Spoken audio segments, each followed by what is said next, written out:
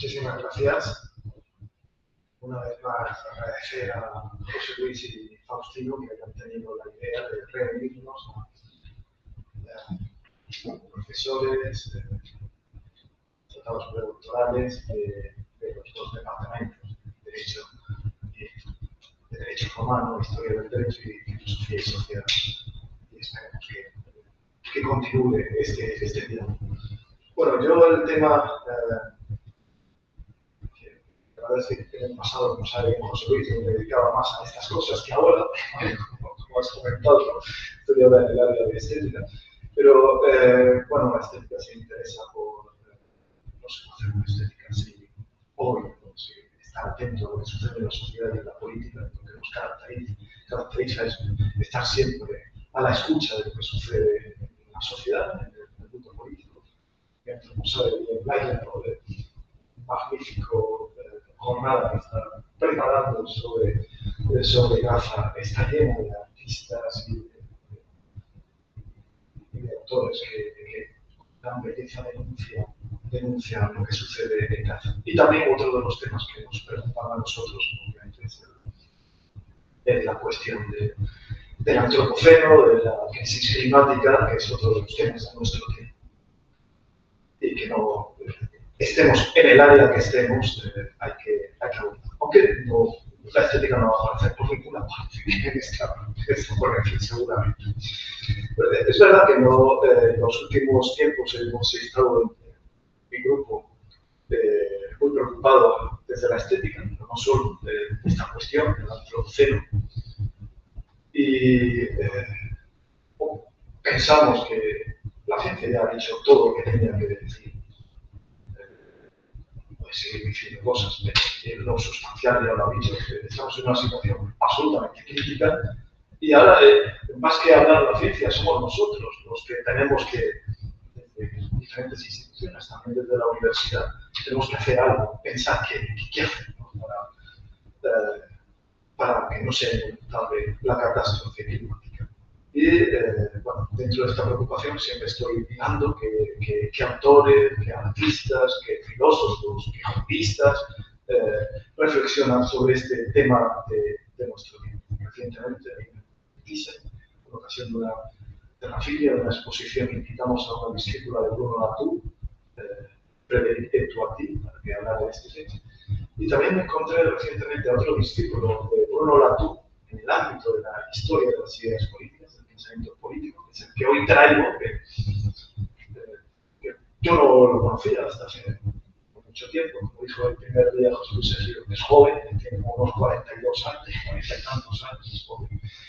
Se llama Pierre Charbonnier y voy a exponer su pensamiento, su teoría acerca de lo que podemos hacer como él es filósofo, historiador de las ideas políticas, qué podemos hacer en relación con esto.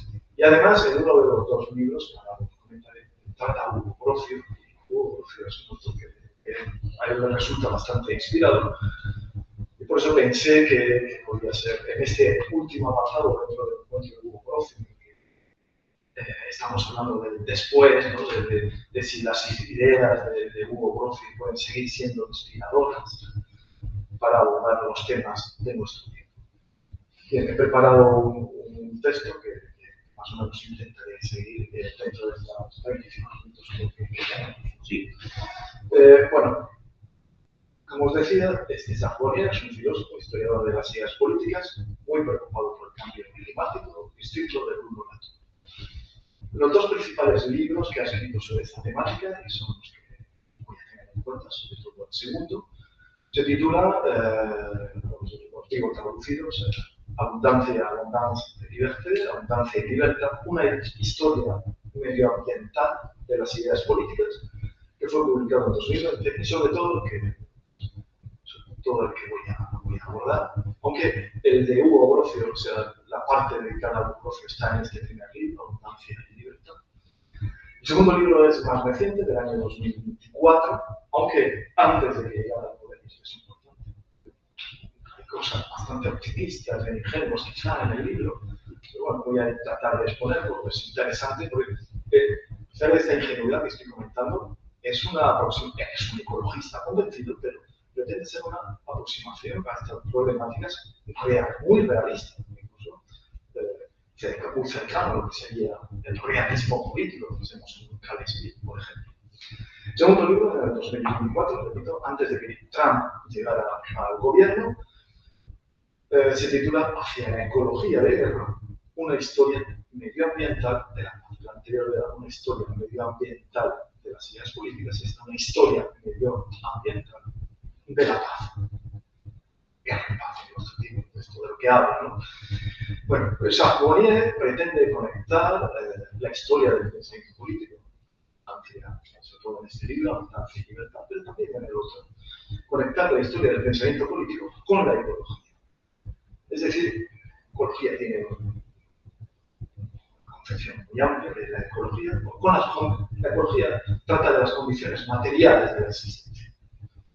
Estos dos libros, y otros, pero sobre todo estos dos libros en los que me voy a centrar, revelan que tras la revolución industrial se produce un estrecho vínculo entre abundancia material, que se logra con el desarrollo industrial y el consiguiente uso ilimitado de las energías fósiles, esto, abundancia material, y proceso de emancipación, libertad, abundancia y libertad. Charbonnier lamenta en este libro, que tiene, no sé, 600 páginas casi, bastante amplio, lamenta que este pensamiento siga presente, la conexión, abundancia y libertad, presente en buena parte de la comunidad internacional.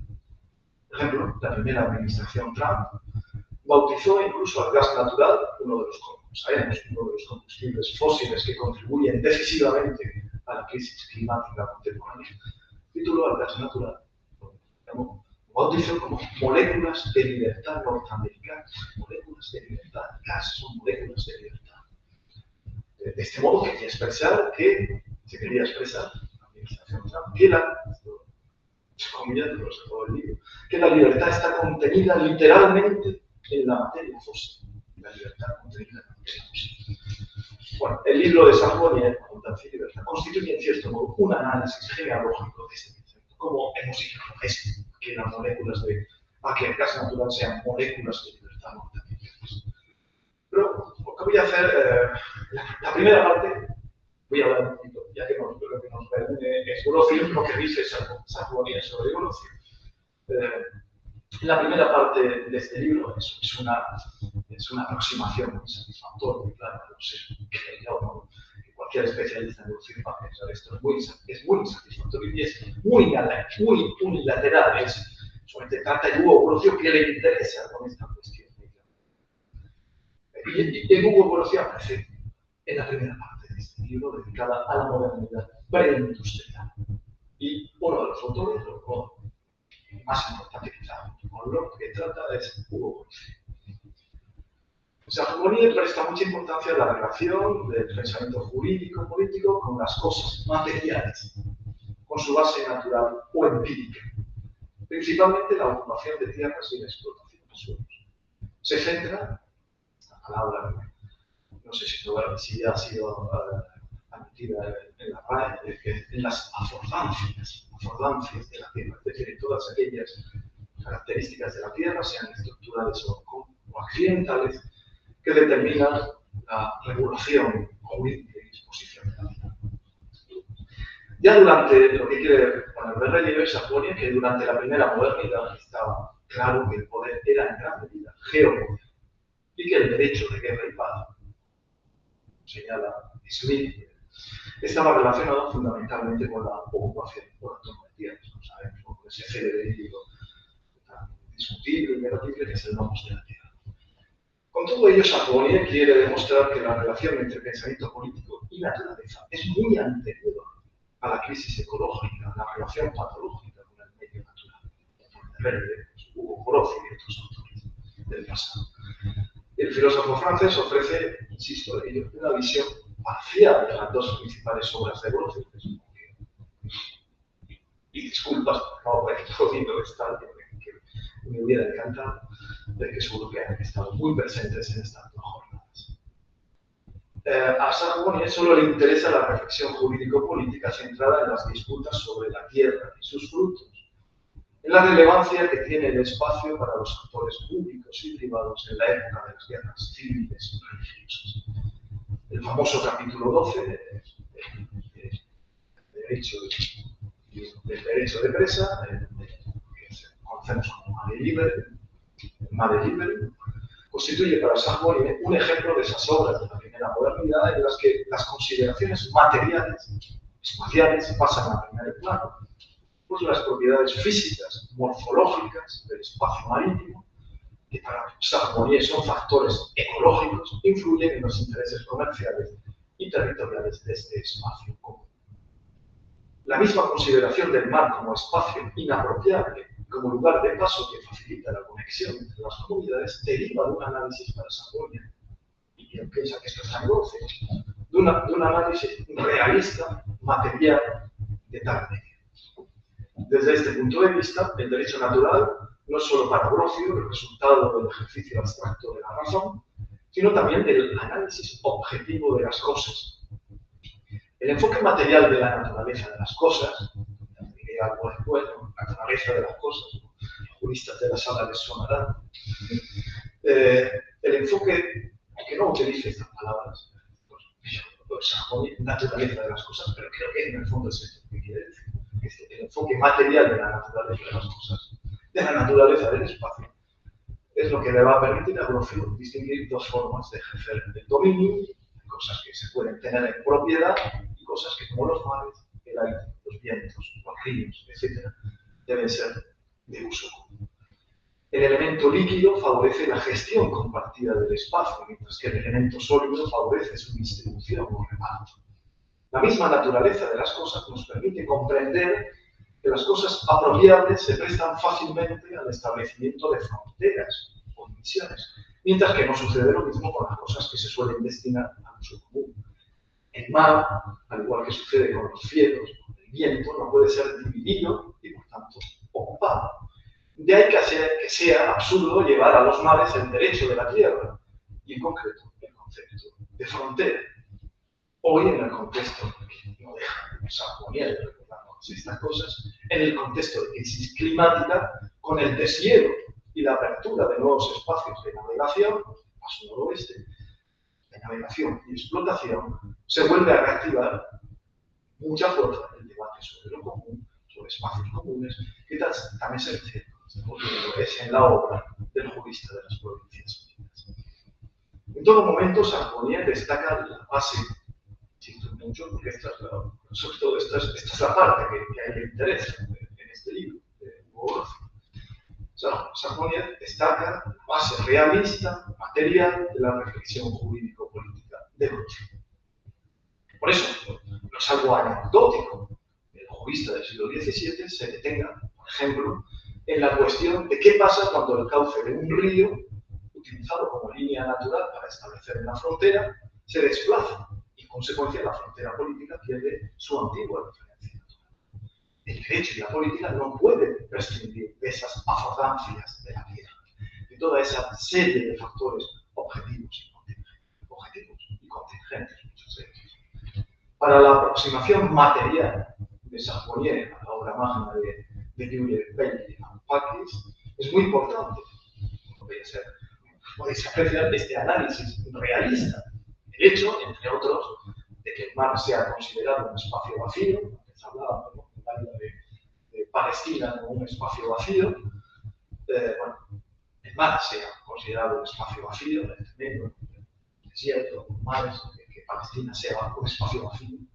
Hugo Brocio podría decir que no era el mar. El mar se ha considerado un espacio vacío porque los individuos no pueden arraigar en él, mientras que el territorio continental está relativamente lleno porque la naturaleza estable de los suelos, obviamente, los convierte en idóneos para ser habitados. Desde este enfoque, el concepto político de soberanía tiene la función de estabilizar territorios poblados que, a diferencia de lo que sucede en el espacio vacío de los mares, relativamente vacío de los mares, porque hay buques, relativamente vacío de los mares, genera mismo. Ciertamente, vuelvo aquí a digo, entre comillas, Smith en el Nomos de la Tierra, ciertamente, es verdad, ¿no? Falta en Brocio la reflexión sobre la nueva ordenación del espacio que surge a raíz de la toma de la Tierra en el Nuevo Mundo por europeos, que podían ser espacios que podían ser considerados como palestinos, para los israelíes, que podían ser considerados tan vacíos como los mares.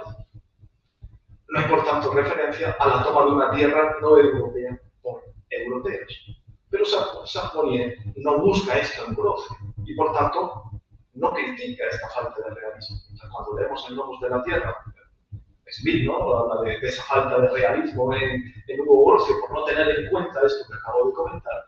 Sartre, que no se ocupa de esta cuestión, pues, por el contrario, intenta ofrecernos más bien una versión realista, ese interés por la naturaleza de las cosas de Brocio. Más bien se detiene en la cuestión del origen de la propiedad, que también Aida lo estaba comentando, el origen de la propiedad, se detiene en esto, en el origen de la propiedad, y en el descubrimiento de la distinción entre la adquisición originaria de propiedad en tiempos antiguos, como consecuencia, sobre todo, de la domesticación de animales y cultivo de tierras, y la adquisición derivativa de tierra. El análisis de la adquisición originaria muestra que el reparto de tierras está dictado por la naturaleza de las cosas, por la relación del ser humano con el mundo físico, con los animales, con las plantas, etc. Sartre concluye su breve aproximación a Brocio diciendo que sus tratados jurídicos tienen en cuenta las propiedades ecológicas, geográficas, físicas, propias de la naturaleza de las cosas. Uno de los filósofos del derecho del siglo XX, que Sartre no parece conocer, pero luego no lo cita en ningún momento, que, como sabemos, ha destacado la importancia de la naturaleza de las cosas, es Gustav Radcliffe. Este jurista alemán sostenía que cosa alude a los factores reales de la legislación, a los estados naturales, sociales y jurídicos con los que el legislador se encuentra. Aparte de formas de convivencia establecidas por la naturaleza misma, como vínculos sexuales, procreación, educación, etc., reconoce Radcliffe que son materia del derecho primordialmente los hechos naturales, esto que a Sartre fundamentalmente le interesa. Radcliffe recordaba que incluso factores tan absolutamente primordiales, elementales, como la ley de la gravedad, la rotación de la Tierra, recuerdo, si no la tuviéramos en cuenta, sería imposible determinar plazos y términos jurídicos. Es uno de los elementos, de los factores elementales, materiales, que influyen sobre nuestras regulaciones jurídicas. Para Radcliffe, y este es el punto de vista que, de cierto modo, cree que adopta Sartre al leer a Brocio, las ideas jurídicas tienen mayor posibilidad de convertirse en realidad si respetan la naturaleza de las cosas. Una cita que voy a leer dice que es la siguiente: la naturaleza de las cosas viene a ser la resistencia que el tosco mundo opone y a la que las ideas jurídicas tienen que acomodarse más o menos en orden gracias a su realizabilidad. Bueno, para Sartre, en las etapas, ya voy a pasar al otro libro, para Sartre, las etapas posteriores de la teoría política conservan parte de esta geofilosofía, de esta aproximación a conceptos como el de propiedad y soberanía a partir de las affordancias de la tierra. Pero juzga que después de Brocio se concede menos importancia a la relación de los conceptos jurídico-políticos con el mundo natural. El segundo libro, paso al segundo libro, quería tener un poquito más, no mucho más, porque veo que ya llevo más de 15 minutos. El segundo libro contiene una peculiar propuesta de ecología de guerra. No sé si voy a ser capaz de explicar bien qué es esta ecología de guerra. En el marco de una historia medioambiental, como habéis escuchado antes por el título, de la paz. El tema fundamental del tratado es la guerra y la paz en los tiempos del Antropoceno, de la crisis climática. En cierto modo, el libro es el resultado de una intrincada combinación entre, por un lado, la aproximación realista, basada en la naturaleza de las cosas, a las relaciones internacionales, que en contraste, como decía antes, del Vamos de la Tierra de Kalesnik, encontraba Sajonia en el mismo concepto. Esto por un lado. Y por otro lado, el ecologismo contemporáneo centrado en la devastación de la Tierra durante el Antropoceno, sobre todo a partir de 1945. Que es en realidad lo que podría unir a estas dos ponencias, es los desastres de nuestro tiempo que suceden a partir de 1945. De ello va a resultar, de esta intentación, de esta combinación, resulta una especie de realismo ecológico que quiere proponer Sajonia, que con el nombre de ecología de guerra fusiona las políticas contrarias al cambio climático con el realismo político sobre las relaciones internacionales. Una parte de este libro, hacia la ecología de guerra, se centra en el hecho de que el mundo posterior a la Segunda Guerra Mundial es el resultado de la denominada paz del carbono. El acceso ilimitado a la energía fósil ha desempeñado desde 1945 un papel esencial para lograr el desarrollo económico que ha garantizado la paz y la seguridad. Se ha hablado incluso de la energía fósil como de un arma antifascista. Bien, pues esto es la línea que decía antes de Trump. Lo cierto es que la Unión Europea es, como dice Sajonia, se equivoca del todo, que no se equivoca, es hija del método de la Unión Europea, porque se fundó sobre la promesa fósil, la de que los acuerdos en torno a la aceleración de la producción industrial y la interdependencia de las energías fósiles aseguraron la paz y la prosperidad de este espacio europeo. Esa movilización productiva total ha permitido contener los conflictos económicos y los riesgos geopolíticos, pero al mismo tiempo es responsable de la crisis climática actual y de desplazar también, obviamente, como sabemos, hacia la periferia, que es la periferia de Balaila, hacia la periferia la violencia. Se ha considerado que la guerra por el petróleo garantizaba la paz. Así sucedió, por ejemplo, en muchos casos, uno de los últimos, con la guerra del Golfo, la primera guerra de Irak. Se entiende entonces que se ha instalado en el ámbito internacional el pensamiento de que resulta inevitable el dilema entre estabilidad y sostenibilidad, o entre lógica del poder y lógica ecológica. La hipótesis de Sajonia sobre ecología de guerra pretende abolir este dilema, estabilidad y sostenibilidad, porque en su opinión ha quedado obsoleta la paz del carbono, es decir, la vinculación de paz y prosperidad, la vinculación, por un lado, de paz y prosperidad, con, por otro lado, el desarrollo de la industria y el consumo ilimitado de energías fósiles. La paz del carbono ha sido, ciertamente durante decenios, el principal factor, parece ser, de consenso en las relaciones internacionales. Al desaparecer este factor, el desorden y la guerra se convierte, o muchos estados tienen esta idea que esta preocupación de que el desorden y de la guerra se convierta en una posibilidad. Y además no sabemos bien qué nuevo sistema se puede forjar para asegurar el consenso internacional, un futuro consenso internacional, que tenga lugar después de que las tecnologías y las energías renovables sustituyan a las fósiles.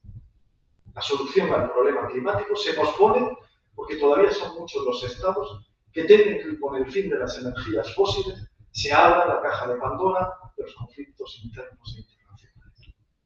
La tesis del realismo ecológico de Sajonia es sugerida por la analogía entre la amenaza nuclear y la amenaza del cambio climático. Esto es curioso, creo que es interesante. Voy a intentar resumir en pocas palabras, bueno, en unos minutos. Sajonia se inspira sobre todo en el análisis estratégico de la disuasión nuclear norteamericana, aunque al final invierte la conclusión a la que llegan los norteamericanos, pero le parece muy interesante este análisis estratégico, sobre todo el que realiza Thomas Schelling. El propio Schelling fue invitado por la administración Carter a formar parte del comité de expertos que publicará en el año 1983 el libro Cambio Climático. El último capítulo se titula Implicaciones para el bienestar y la política, y es del propio Schelling, que constituye en la práctica una especie de reciclaje conceptual porque aplica el modelo de la amenaza nuclear a la amenaza del cambio climático. Ahora viene el resumen breve de la argumentación de Schelling. A ver si lo consigo más o menos, expresar bien. Uno, el riesgo climático es una amenaza real, pero menor, y por ello se puede posponer para el futuro su solución definitiva. Dos, es preciso reconocer que no habrá nunca un acuerdo universal internacional para la descarbonización por razones de seguridad, ya que ningún Estado va a comprometer su soberanía vinculada al desarrollo económico que exige el uso de energías fósiles por un riesgo considerado menor. Tres, la política climática ha de resultar del proceso permanente y tenemos tiempo para todo esto, de negociación entre países y generaciones distintas. Porque no es un problema urgente.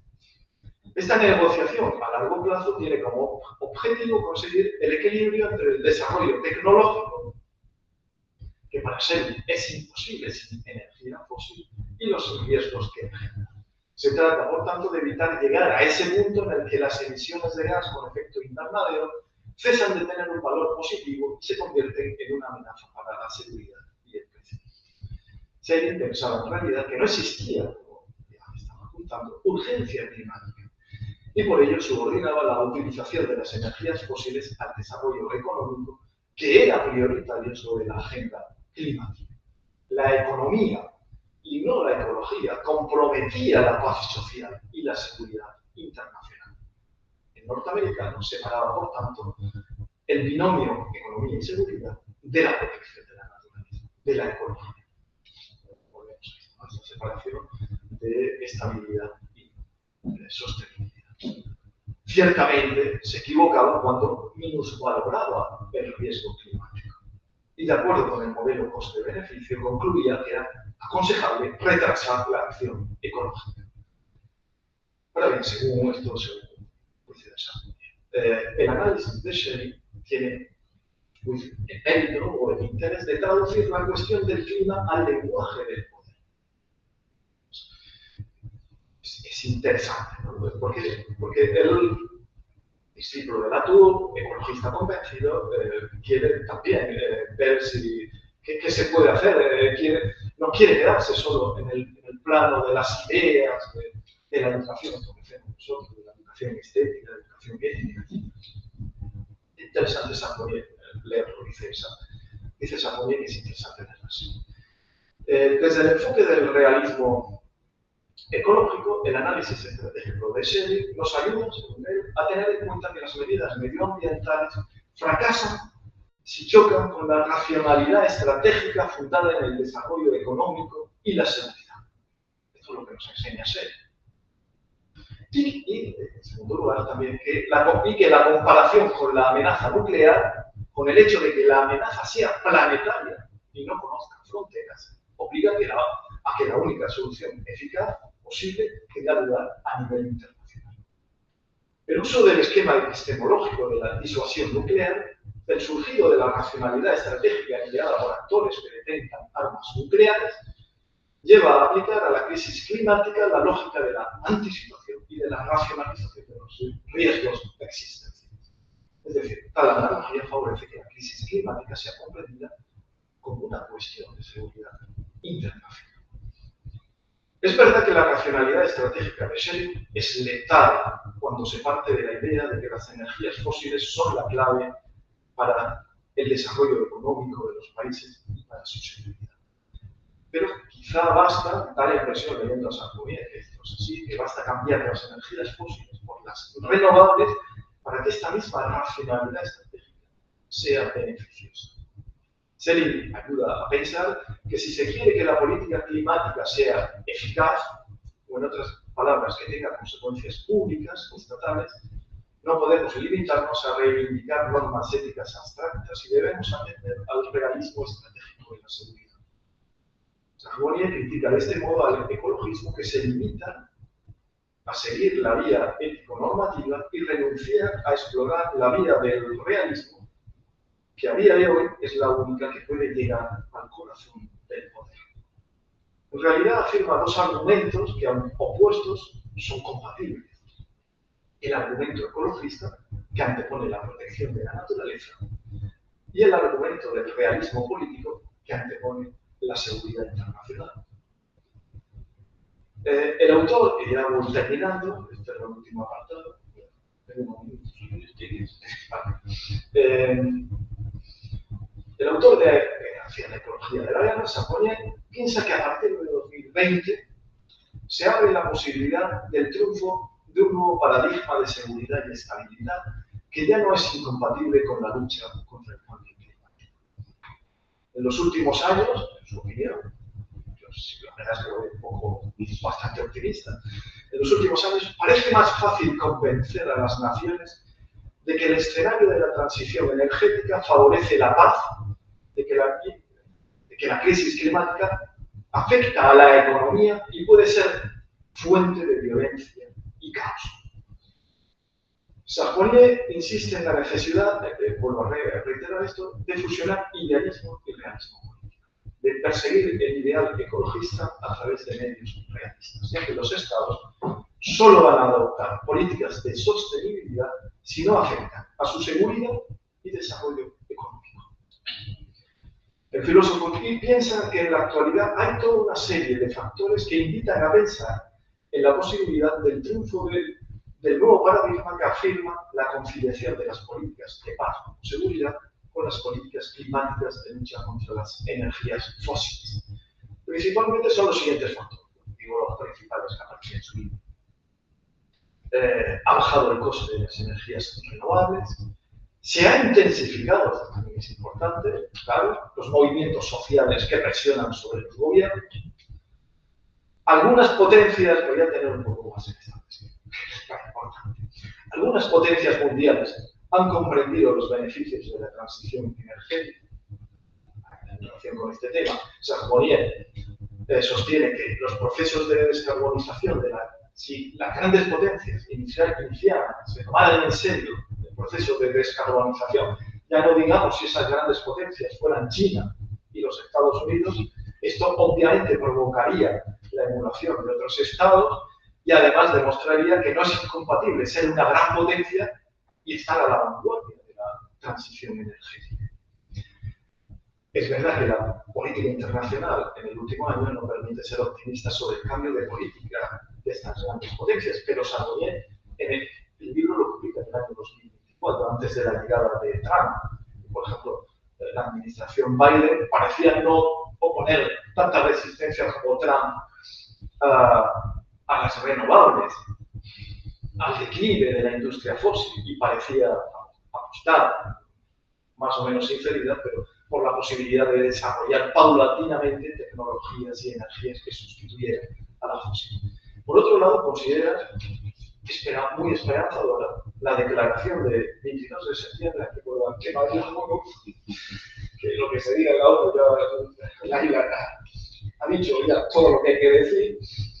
Considera muy esperanzadora la declaración que el 22 de septiembre de 2020 realizó la primera potencia industrial del mundo, que es China, ante la Asamblea.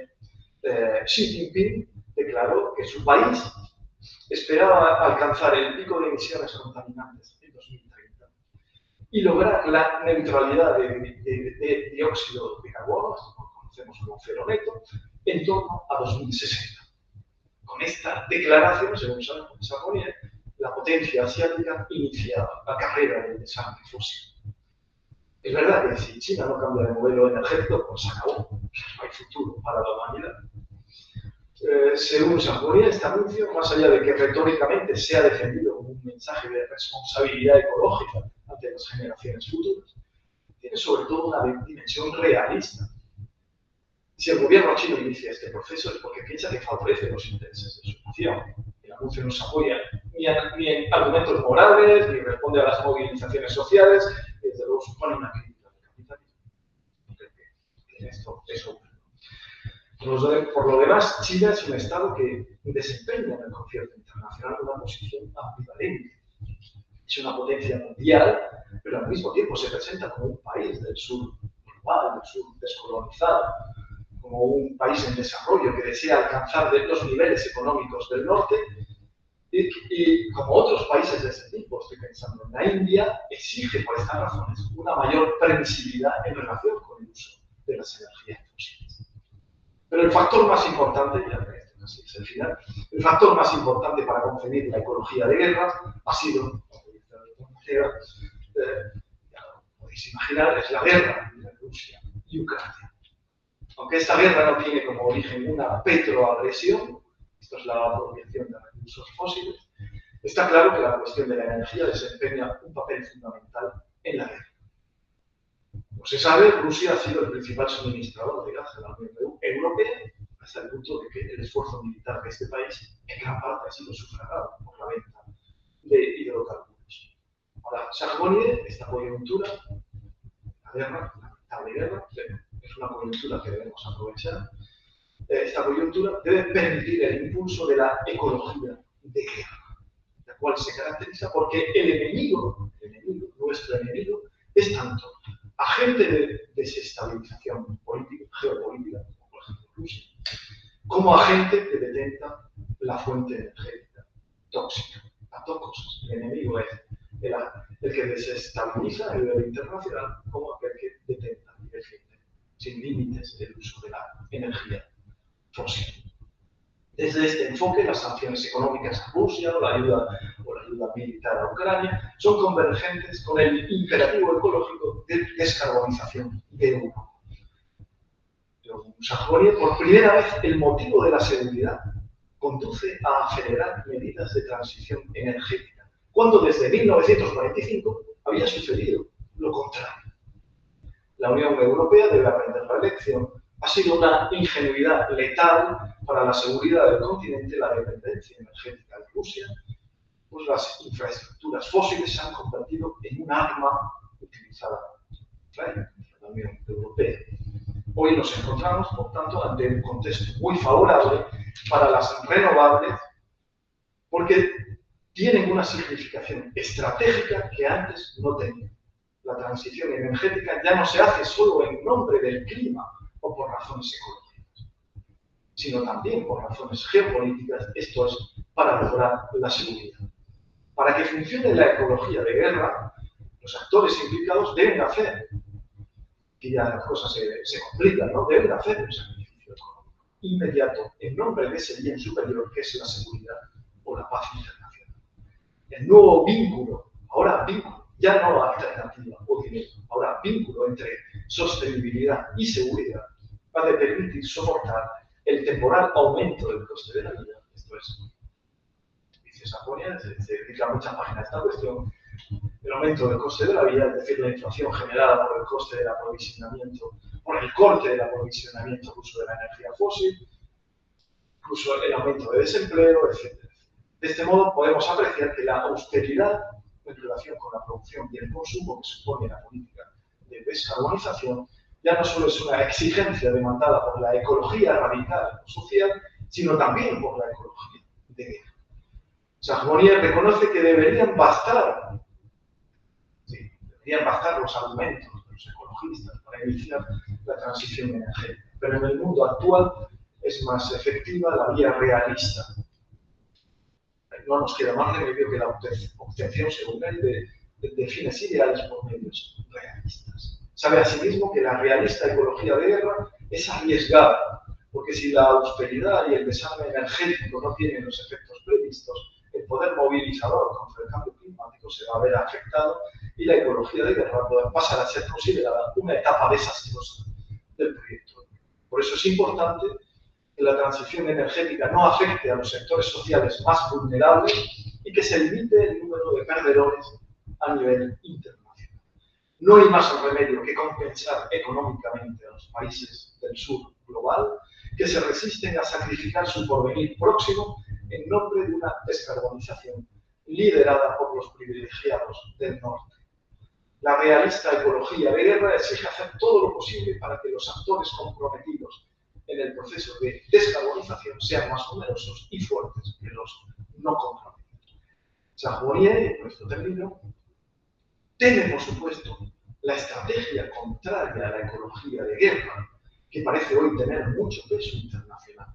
La que, por un lado, propone acelerar la extracción fósil en todas partes para compensar la pérdida de los hidrocarburos rusos, y por otro considera que los países con infraestructuras renovables deben considerar aliados temporales y no enemigos a los países que detengan activos fósiles.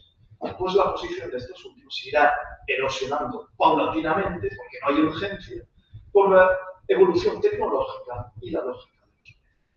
Ante la tesitura de elegir entre una seguridad futura garantizada por el desarme fósil y una seguridad inmediata garantizada por el carbón, el petróleo, el gas, etc., la mayoría de los estados todavía eligen esta segunda opción. Por último, debemos subrayar que si por un lado la ecología de guerra defendida por Samponier tiende a ser realista, por otro, está inspirada por los valores ecologistas de su maestro Bruno Latour y por unas convicciones claramente antineoliberales. Por eso sostiene que la ecología de guerra, que creo que todo esto se complica y que no dedica ningún espacio prácticamente a esta cuestión, la ecología de guerra no funciona si el mercado no está limitado, si el desarrollo económico no está subordinado a la seguridad. Es inevitable que el declive de la producción no sostenible lleve a que se prioricen infraestructuras de adaptación que pueden no ser de momento tan rentables como, por ejemplo, una central eléctrica alimentada por carbón. La ecología de guerra, que lleva la lucha ecológica al terreno del enemigo, el de los estados nacionales guiados por intereses nacionales y no planetarios, fracasará.